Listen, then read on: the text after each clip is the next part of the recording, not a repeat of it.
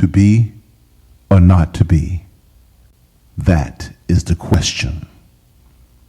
Whether 'tis noble of the mind to take on the slings and arrows of outrageous fortune, or take on the sea of troubles, and by opposing, end them. I was sitting, and the Holy Spirit fell upon me and says, "This is something I want you to do." I said, "That's Shakespeare." He says, "Yes." He said, "But this is the state of my people."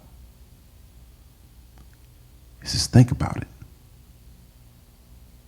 And I went back and I started to dissect it. And I said, "There's more." He said, "This is all you need." I said, "Okay." And I started thinking to myself, to be or not to be? To be or not to be? Then it hit me. To be or not to be? Do we become the children that we're ordained to be, that God called us to be, or not?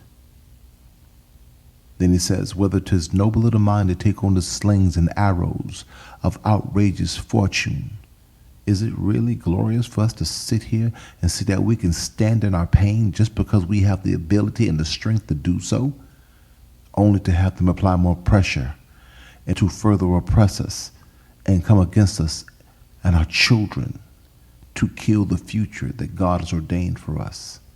Is it truly wise? Or take on a sea of troubles and by opposing, end them? Or do we stand up and become the children that he called us to be, Israel?